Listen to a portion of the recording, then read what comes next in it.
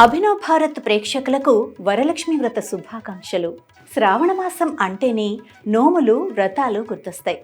సౌభాగ్యం, సంపదలు, కుటుంబ శ్రేయస్సు కోసం మహిళలు ఈ మాసంలో ఆచరించే వాటిలో శ్రీ వరలక్ష్మి వ్రతం ప్రధానమైనది. శ్రావణ పౌర్ణమికి ముందు వచ్చే శుక్రవారం రోజున ఈ వ్రతాన్ని చేసుకోవటం అనాదిగా వస్తున్న సాంప్రదాయం. ఈ వ్రతం గురించి సాక్షాత్తు పరమేశ్వరుడే పార్వతీదేవికి చెప్పినట్టు స్కంద పురాణం పేర్కొంటోంది.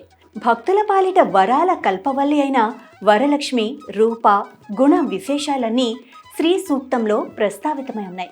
ఈ పండుగను ముఖ్యంగా వివాహమైన మహిళలు నిర్వహిస్తారు. దయాగుణం, సంపద కలబోసిన తల్లి వరలక్ష్మీదేవి. వరాలనిచ్చే తల్లి కనుకనే ఆమెను వరలక్ష్మీదేవిగా కొలుస్తాం. కుటుంబ సభ్యుల సంక్షేమం కోసం గృహిణులు, మహిళలు ఈ వ్రతాన్ని నిర్వహిస్తారు. అష్టలక్ష్మి ఆరాధన ఎంతటి ఫలాన్నిస్తుందో ఒక్క వరలక్ష్మి వ్రతం అంతటి ఫలితాన్నిస్తుందని ధార్మిక గ్రంథాలు పేర్కొంటున్నాయి.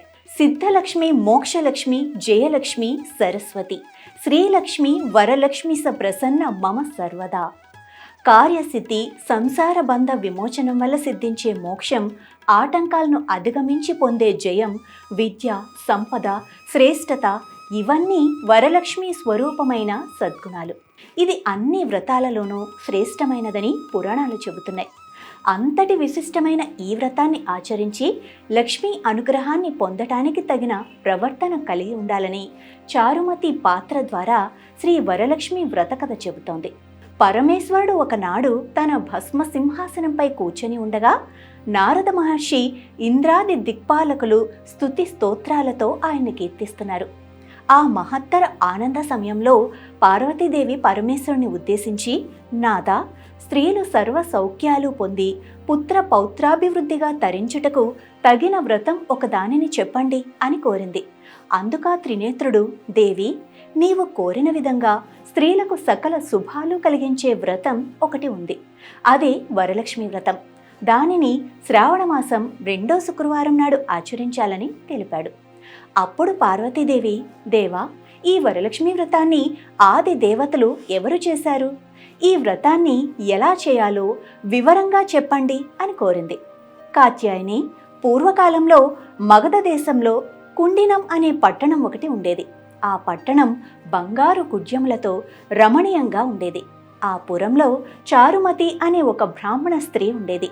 ఆమె సుగుణవతి, వినయ విధేయతలు, భక్తి గౌరవాలు గల యోగ్యురాలు. ప్రతిరోజు ప్రాతకాలాన నిద్రలేచి భర్త పాదాలకు నమస్కరించి ప్రాతకాల గృహకృత్యాలను పూర్తి చేసుకుని అత్తమామల సేవలో తరించేది. వరలక్ష్మి వ్రతానికి ఆది దేవత అయిన వరలక్ష్మీదేవి ఒకనాటి రాత్రి సమయంలో చారుమతికి కలలో సాక్షాత్కరించింది. ఓ చారుమతి, ఈ శ్రావణ పౌర్ణమి నాటికి ముందు వచ్చే శుక్రవారం నాడు నన్ను పూజించు. నీవు కోరిన వరాలు, కానుకలను ఇస్తానని చెప్పి అంతర్ధానమైంది. చారుమతి సంతోషించి, హే జనని, నీ కృపా కటాక్షాలు కలిగిన వారు ధన్యులు. వారు సంపన్నులుగా, విద్వాంసులుగా మన్ననలు పొందుతారు. ఓ పావని, నా పూర్వజన్మ సుకృతం వల్ల నీ దర్శనం నాకు కలిగింది అని పరిపరి విధాల వరలక్ష్మిని స్తుతించింది. అంతలోనే మేల్కొన్న చారుమతి అదంతా కలగా గుర్తించి తన కలను భర్తకు, అత్తమామలకు తెలియజేసింది. వారు చాలా చాలా సంతోషించి చారుమతిని వరలక్ష్మి వ్రతాన్ని చేసుకోమని చెప్పారు. పురంలోని మహిళలు చారుమతి కలను గురించి విని వారు కూడా పౌర్ణమి ముందు రాబోయే శ్రావణ శుక్రవారం కోసం ఎదురు చూడసాగారు. శ్రావణ శుక్రవారం రోజున పట్టణంలోని స్త్రీలందరూ ఉదయాన్నే లేచి తలారా స్నానం చేసి పట్టు వస్త్రాలు ధరించి చారుమతి గృహానికి చేరుకున్నారు.